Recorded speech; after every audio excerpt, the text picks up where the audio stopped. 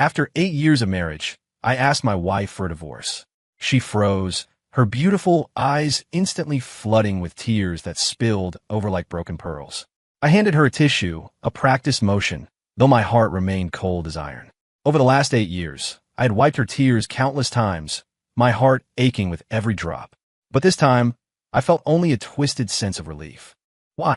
Olivia's voice trembled violently. Ethan, didn't we agree? Child-free for life, just the two of us. Did I do something wrong? Tell me, I'll change it. I'll change anything. I looked at her, the woman I had loved for a decade. From the girl in the white dress on the university campus to the powerhouse executive she was today, I knew everything about her, including her unwavering philosophy on being child-free. She always said children were shackles on a marriage, the killers of romance.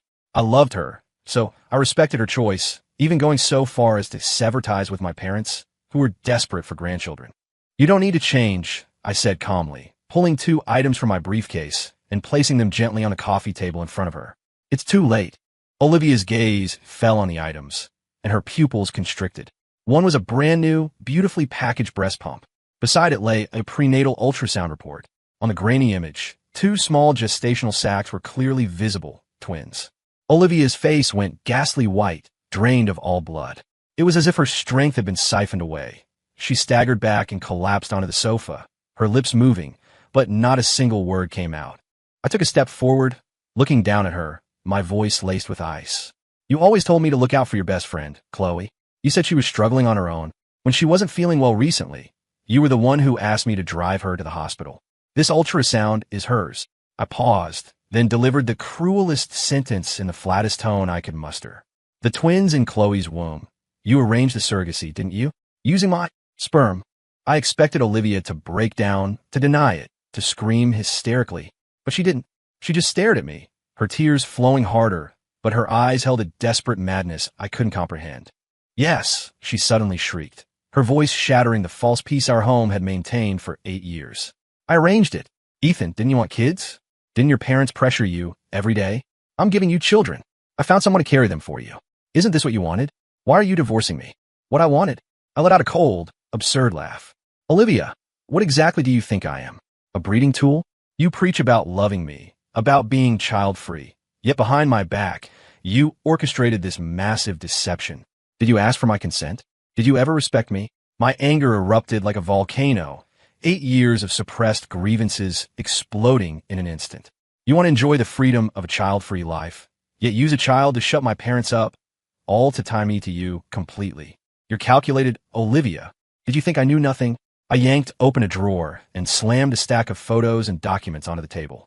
Did you think I didn't know about your private meetings with that fertility specialist? Did you think I couldn't trace the $75,000 you wired to Chloe for nutritional expenses?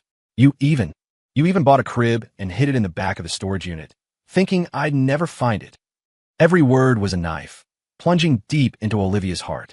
Her face was as white as a sheet, her body shaking like a leaf in a storm. And this, I picked up the breast pump, waving it mockingly. You prepared thoroughly. Once Chloe gives birth, you plan to bring the babies home, claim we adopted them, and then play the role of the gentle mother, using this to pretend you're nursing. No, it's not like that. Olivia finally broke. She lunged forward, trying to hug my legs, but I dodged her in disgust. She fell to the floor, sobbing uncontrollably. Ethan, I was wrong. Please forgive me.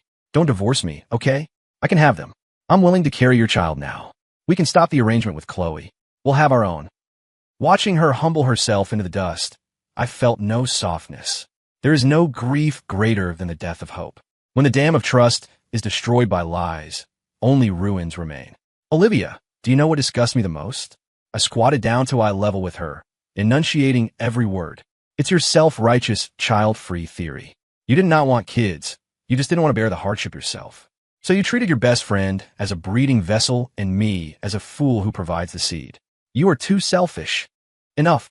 I stood up, straightening my suit jacket, returning to my usual calm and restraint. The lawyer's letter will be sent to your office tomorrow. This apartment is in my name. Move out as soon as possible. For the sake of the years we spent together, financially, I won't shortchange you. With that, I opened the door without looking back and walked out of the home I once considered my entire world. The door slammed shut with a heavy thud behind me, cutting off Olivia's gut-wrenching cries. I leaned against the cold wall of the hallway, exhaling a long breath. 8 years of marriage, like a carefully choreographed play, had finally ended, and I was just a pathetic clown who had only now realized his role. The divorce proceedings were more difficult than I imagined. Olivia refused to sign. No matter how generous the settlement terms my lawyer proposed, she had only one response: I won't divorce. She began calling and texting me frantically. The content was invariably confessions of regret and begging. After I blocked her number, she started waiting downstairs in my office building. She wore her sharp professional suits, but her makeup was ruined by tears, looking like a wandering spirit. My colleagues' eyes changed when they looked at me, filled with a mix of sympathy and judgment. In their eyes, I was the heartless man abandoning his devoted wife. Exhausted, I took a leave of absence and retreated to my parents' house in the suburbs. My parents had long been cold toward me because of my unfilial refusal to have children. When I brought up the divorce, they actually seemed relieved. Good riddance. My mother piled food on my plate, her tone triumphant. I never liked that Olivia, strutting around, acting important with her career, but can't even produce an egg. What kind of woman is that? Son, listen to your mother. Once you're clean of this, I'll introduce you to someone nice. I guarantee you'll be holding a fat baby boy within a year. My father smoked silently nearby. Finally, he crushed his cigarette and said gravely, Ethan, about the children. Think it through yourself. But regarding Olivia, don't be too ruthless. You were husband and wife, after all. I smiled bitterly. Think it through? I had thought it through long ago. My love for Olivia had been worn down by day after day of coldness and arguments, and the moment her carefully planned surrogacy scam was exposed, it turned to ash. I even began to doubt if we ever had love between us. Or was I, from the very beginning, just a suitable, controllable partner in her life plan? During that time, Chloe became my only emotional outlet. She texted me every day, asking how I was, carefully comforting me. Her messages were filled with concern for my physical and mental state. Ethan, don't be too sad. Leave. She just loved you too much and used the wrong method. Don't blame her. The doctor says the babies are very healthy. I'm eating well every day, don't worry. I did a 4D ultrasound today. They're so cute. One looks like you, one looks like Liv. I took photos, do you want to see? Looking at the blurry ultrasound image, a complex emotion surged in my heart. Those were my children, coming into this world in a way I never expected. I had anticipation and guilt toward them, but the joy of becoming a father was missing. I felt equally guilty toward Chloe. She was Olivia's best friend, dragged into our marital mess, becoming the most innocent victim. I asked Chloe to meet at a quiet coffee shop. She wore a loose maternity dress, her belly clearly showing. Her face held a trace of pregnancy puffiness, but her eyes remained clear. Ethan, she smiled nervously when she saw me. Thank you for everything. I pushed a bank card across the table. There's $150,000 in this account. I know it doesn't make up for anything, but it's a token of my gratitude. After the children are born, I'll give you another sum, enough to keep you comfortable for the rest of your life. I will take responsibility for raising the children. Chloe froze. She didn't touch the card. Instead, her eyes reddened. Ethan, I'm not doing this for money, she whispered. I did it for Liv. She said this was the only way to save your marriage. She said you actually wanted kids badly, but you held back for her sake. She said every time she saw you playing with relatives' kids, your eyes were full of envy. She said your relationship with your parents was getting worse because of this. She said she felt like a sinner, driving you crazy. Every word Chloe spoke was like a heavy hammer striking my heart. I had always thought it was Olivia who didn't want children. Turns out, she knew everything. She knew my longing, my forbearance, my pain. But she chose the most extreme, hurtful way. Why didn't she just tell me? My throat felt dry, my voice raspy. Chloe shook her head, her face full of pity. I don't know. She said she didn't dare. She was afraid if you knew the truth, you'd think she was damaged goods, that you'd leave her. So she decided to become a liar instead. I laughed self-deprecatingly. What is this? Some kind of dark comedy? That conversation deepened my resentment toward Olivia. She hadn't just deceived me. She had exploited her best friend. Before the second court hearing, my lawyer handed me a new file. Mr. Cole, this is what we found. 6 months ago, Mrs. Cole consulted several overseas medical institutions regarding the legality of egg donation and surrogacy. The lawyer's expression was serious. Also, there's an unexplained transfer of nearly $450,000 from her personal account. $450,000 plus the $75,000 to Chloe. That was over $500,000. Even for a senior architect, moving that much cash in a short time wasn't easy. A terrible thought flashed through my mind. I asked the lawyer to pause all litigation, then used a burner number to call the phone I once knew by heart. It rang for a long time before being answered. Olivia's voice came through, thick with nasal congestion and exhaustion. "Hello. It's me." There was a long silence on the other end. Finally, she spoke in a pleading tone. "Ethan, are you willing to see me?" "Tomorrow morning at 10. Meet me on the steps of the courthouse," I said. "Bring all your ID." She seemed confused. To do what?" "To sign the papers," I said coldly. "If you want to keep a shred of dignity, let's get this over with." I hung up immediately. The next day, I arrived at the courthouse on time. Olivia was already there. She was wearing a white dress, the same style she wore on our first date. She had lost a lot of weight. Her chin was sharp, making her eyes look enormous, but they lacked their former sparkle, holding only ash and silence. Seeing me, she forced a smile that was uglier than crying. "You came." I ignored her gesture and walked toward the entrance. "Wait," she suddenly called out from behind. I stopped and turned back impatiently. "Ethan," she looked at me, tears welling up again. "Is there really no chance for us? What do you think?" I countered. She took a deep breath, as if summoning all her strength, and pulled a document from her bag, handing it to me. "Read this before you decide whether to divorce me." Suspicious, I took the document. It was a medical record. Patient, Olivia Vance. The diagnosis section contained cold, unfamiliar medical terms. But below was a line of plain English that hit my temples like a sledgehammer. Diagnosis: severe Asherman syndrome, secondary infertility, premature ovarian failure. Note: patient has essentially lost the ability to conceive naturally. My brain buzzed, going blank. How is this possible? Olivia couldn't have children? I looked up at her sharply. She nodded, her face pale, and the tears suspended in her. I finally fell. "I'm sorry, Ethan." Her voice was light as the wind. "I lied to you." The thin medical file felt heavy as lead in my hands. The date on it was 7 years ago, the second year of our marriage. Why? Why didn't you tell me? My voice was shaking, not from anger, but from a sudden, massive wave of panic and regret. Olivia smiled bitterly, a desolate expression.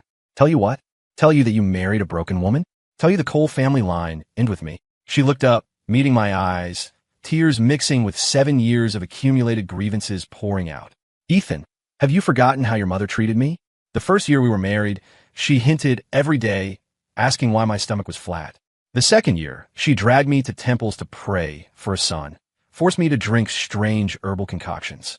When I got this diagnosis, I had only one thought: it's over. I didn't dare tell you.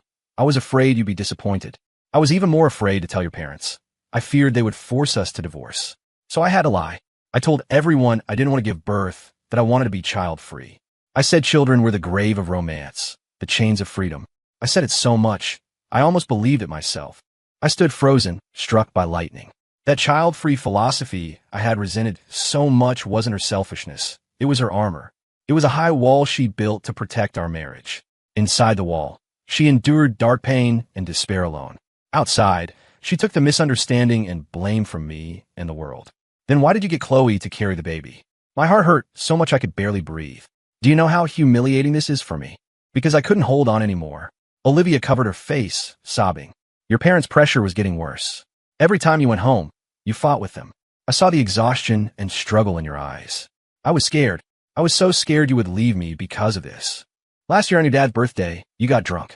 You held my hand and said, 'Liv, why don't we have a baby? As beautiful as you, as smart as me.' You said you wanted a home, a complete home.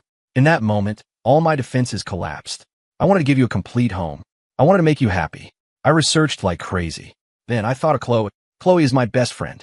Her family is struggling financially, and she needed money. I begged her to help.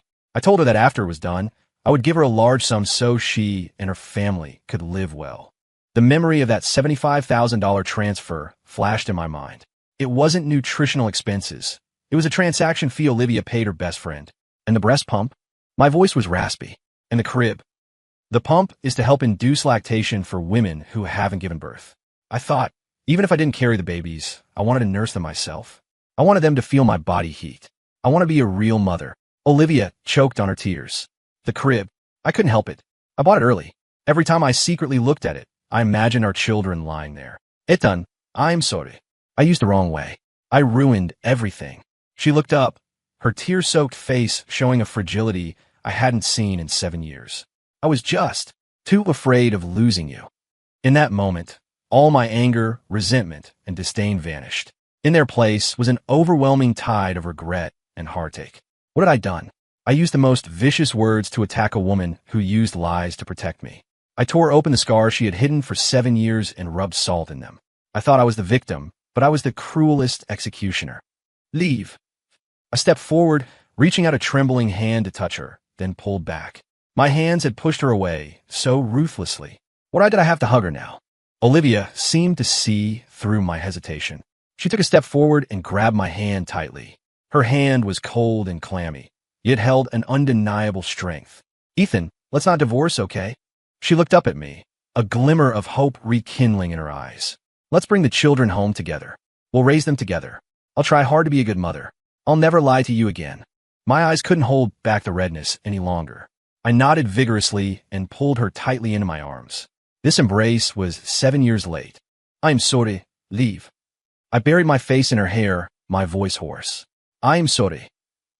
That day, we didn't walk into the courthouse. We walked hand in hand back to the home that had nearly fallen apart. I thought that by uncovering all the secrets and lies, Olivia and I could go back to the past. I thought as long as we worked together, we could piece back this life disrupted by accidents. But I soon discovered I was wrong. Some cracks, once made, can never be fully mended. Olivia and I withdrew the divorce filing. I moved back home, and we began to act like a normal couple expecting new life, setting up the nursery and reading parenting books. I told my parents about Olivia's medical condition. My mother was silent on the phone for a long time. Then she sighed deeply and said, "Oh, that silly child. Why didn't she say something earlier after suffering so much?" The next day, my mom came over with a pot of homemade chicken broth. It was the first time in 7 years she had given Olivia a genuine smile. She held Olivia's hand, spoke intimately for hours, her eyes reddening multiple times. Olivia cried too, weeping like a child. Watching the two of them reconcile, the heavy stone in my heart finally lifted. Everything seemed to be moving in a positive direction, except for one thing, lodged like an invisible thorn between Olivia and me. Chloe. After Olivia's secret was revealed, Chloe's existence became incredibly awkward. She was Olivia's best friend, the benefactor, helping us complete our family. But simultaneously, she was a witness to our painful memories, a living symbol of the cracks in our marriage. Olivia proposed that after the birth, we cut ties with Chloe completely, giving her enough money to start a new life in a different city. It's better for her, and for us, Olivia said, her eyes shifting away. I agreed. I didn't want to see Chloe anymore. Seeing her reminded me of my own stupidity and cruelty and the hurt I caused Olivia. However, as Chloe's due date approached, things started to feel wrong. First, it was the money. Aside from the $75,000 Olivia gave her and the $150,000 I compensated her with, Chloe started asking Olivia for money for various reasons. Special prenatal tests, high-end imported supplements, sick parents back home needing cash. The amounts weren't huge, a few thousand to $10,000 at a time, but the frequency was high. Olivia transferred it without hesitation every time. I felt uncomfortable. Liv, the money we gave her is enough. Is she being a little too greedy? Olivia defended her. She's a single woman carrying twins. It's hard on her. And her family situation is genuinely bad. Giving her a little more is the right thing to do. After all, we owe her. I couldn't argue. Because when Olivia said we, she really meant herself. In her heart, she felt permanently indebted to Chloe. Second was Chloe's attitude. She began contacting me directly more often. No longer the careful greetings of the past, but entitled demands. Ethan, I'm craving spicy noodles from that place downtown. Can you bring me some after work? Ethan, my checkup results are in. Pick them up for the doctor. My legs are swollen. I don't want to move. Ethan, I'm scared being alone at night. Can you come over and keep me company? I refused a few times, and she would cry on the phone, saying how pitiful she was, pregnant and alone with no one to rely on. Then, Olivia would call, her tone reproachful. Ethan, Chloe is in a delicate state. Her emotions are unstable. Just bear with it. She's sacrificing so much for us. What's wrong with satisfying a few small requests? I had no defense. I felt like I was trapped in a bizarre loop. Olivia, out of guilt, had no boundaries with Chloe, and I, out of guilt toward Olivia, had to tolerate Chloe. Chloe was like a black hole, constantly devouring our patience, money, and the fragile emotional bond we had just rebuilt.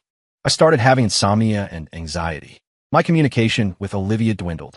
Aside from the babies, we seemed to have nothing to say. The atmosphere at home returned to the cold repression of the pre-divorce days. Until one night, I came home late from overtime and found Olivia missing.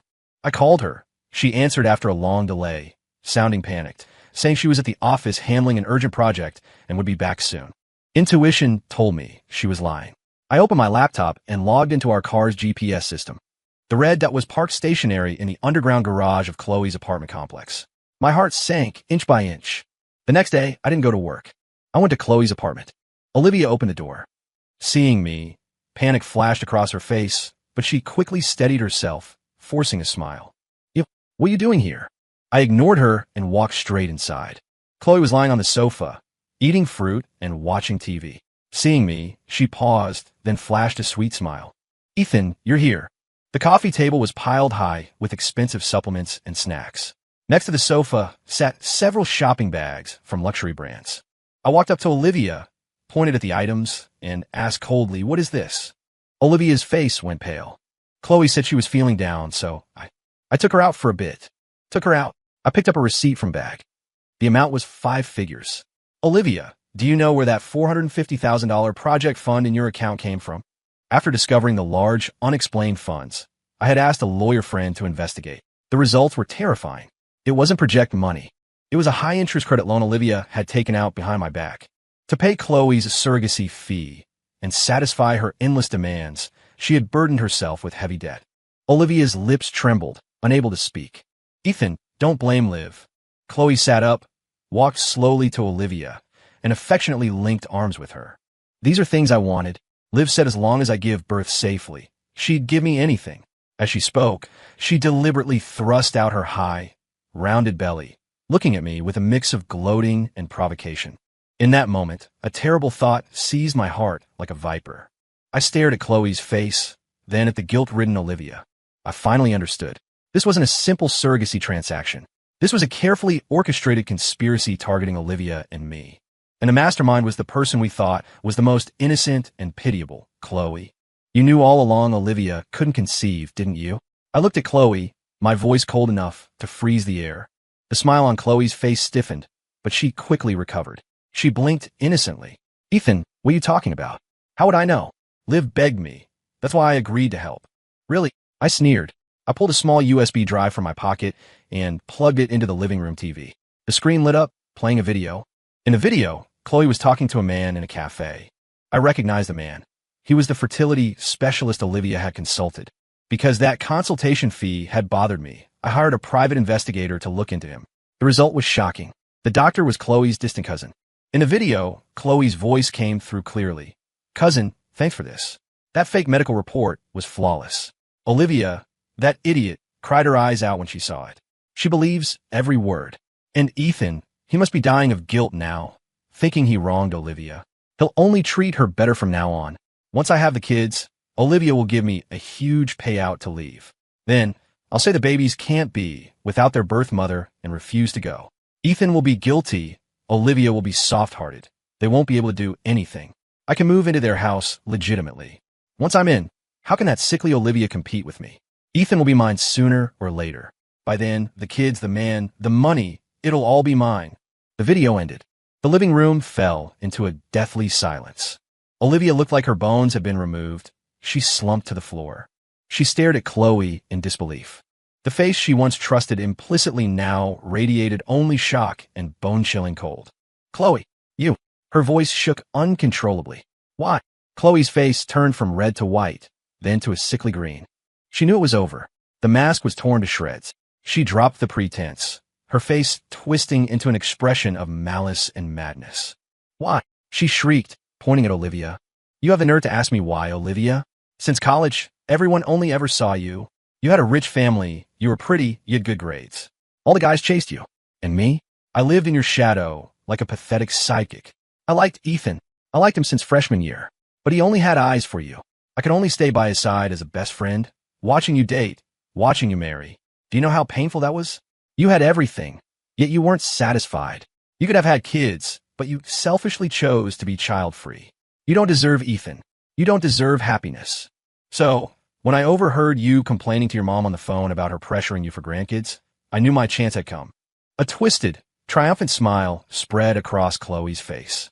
I told you there's a disease called Asherman syndrome that causes infertility. I made you look it up online until you were terrified.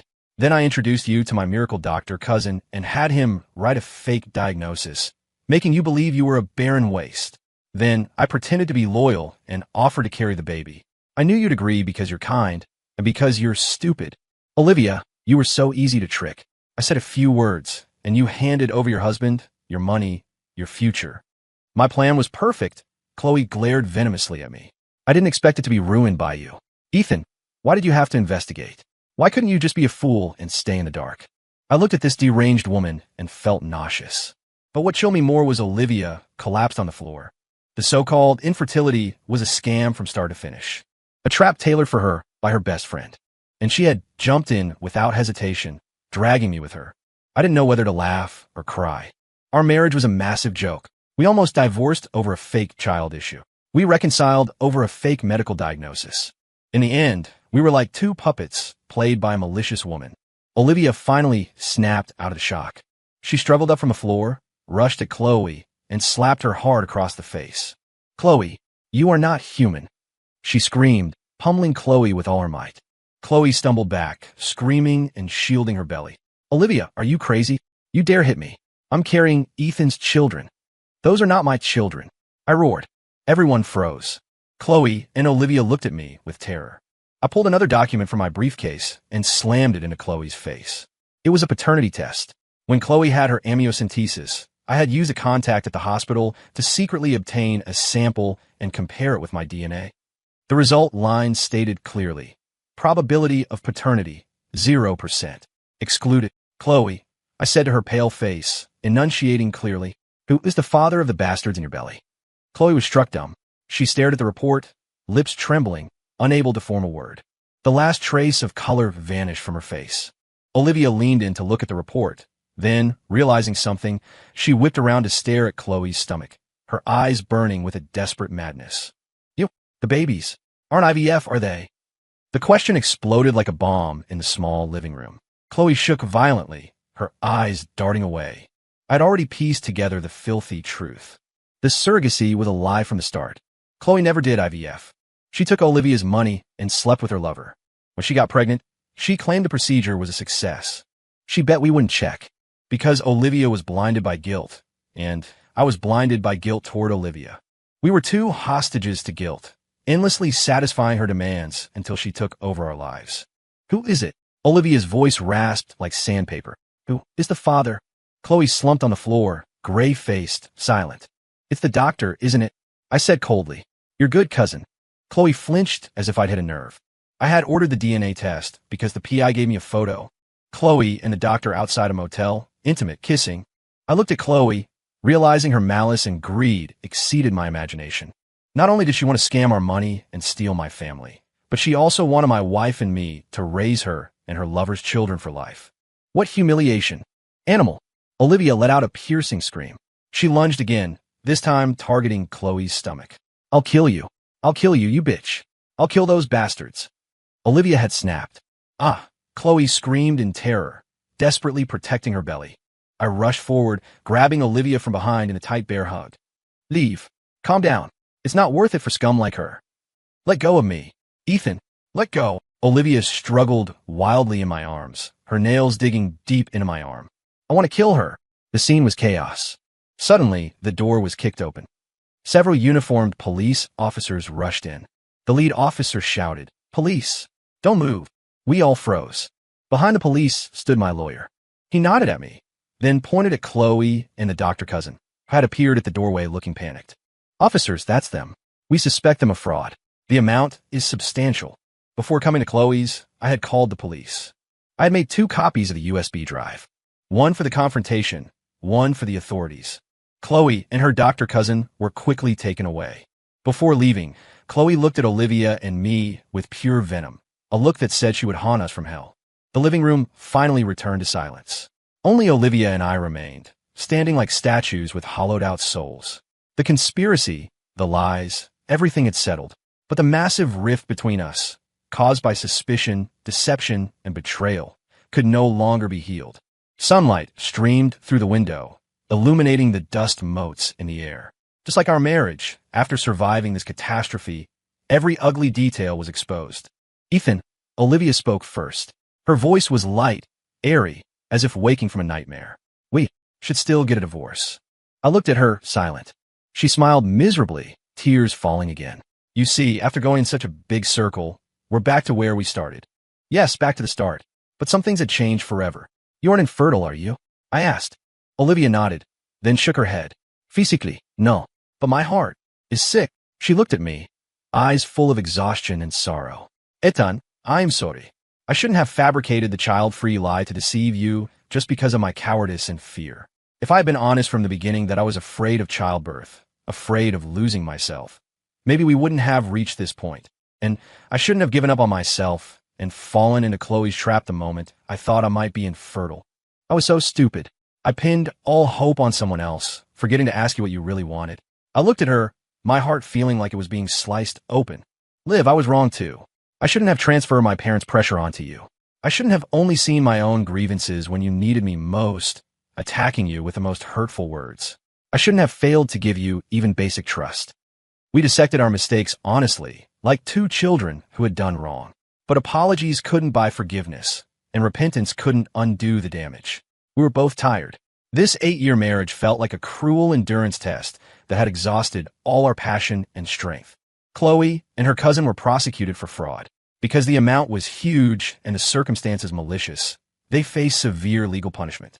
As for the children in Chloe's womb, since we had no biological connection to them, they naturally had nothing to do with us.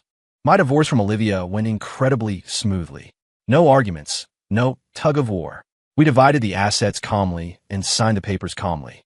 The day we walked out of the courthouse, the weather was beautiful. The sun was brilliant, the sky azure. Olivia smiled at me. It was the first and last genuine smile she gave me after the divorce. Ethan, I wish you happiness, she said.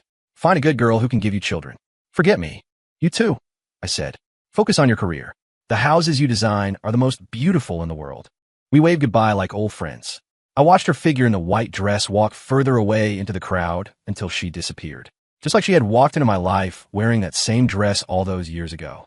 I didn't remarry, nor did I go looking for a good girl to have children. Having been through all of this, I finally understood that children are not a necessity of marriage, nor the yardstick of happiness. Love and trust are. Unfortunately, I understood it too late. 1 year later, on a business trip to another city, I saw Olivia again at a top-tier architectural design forum. She was a guest speaker. She had cut her hair into a sharp bob and wore a tailored black suit, confident, composed, radiant. She spoke about her design philosophy, the relationship between architecture and humanity, her eyes shining with a light I had never seen before, the light of a dream realized. In that moment, I suddenly realized something. Perhaps being child-free was never a lie. That was her deepest, truest choice. She had only wavered because of family, love, and societal expectations. And I, as her closest partner, had never truly understood or supported her. After the speech, a reporter asked, Ms. Vance, you are so successful, yet you seem to be single. How do you view marriage and family? Olivia held the microphone and smiled faintly. Marriage and family are just options in life, not requirements. I define my own life. Thunderous applause erupted from the audience. I stood in the crowd, clapping hard, my eyes growing misty. Our 7-year itch, or 8 in our case, wasn't because of children, betrayal, or that absurd scam. It was because, from the very beginning, we never truly saw each other. Later, I heard Olivia started her own studio, swept all domestic and international awards, and became an industry legend. She never remarried and had no children. She poured all her love and passion into her architecture. I was happy for her. Yet, in the dead of night, I felt a deep regret for our lost 8 years. I still had that 4D ultrasound photo of the twins on my phone. After Chloe was exposed, I intended to delete it, but for some reason, I kept it. I don't know what I was thinking. Maybe I wanted to remind myself how close, yet how far, I had been to a complete family. Maybe I wanted to warn myself never to make the same mistake. Or maybe, simply to feel a shred of pity for those 2 little lives that had nothing to do with me, yet had caused such a massive wave in my existence. The 7-year itch. Those words are like a scar that will never heal, branded onto my life. The itch came from longing. The pain came from loss. And in the end, only endless regret remains, gnawing at me through the long rest of my life. Story complete.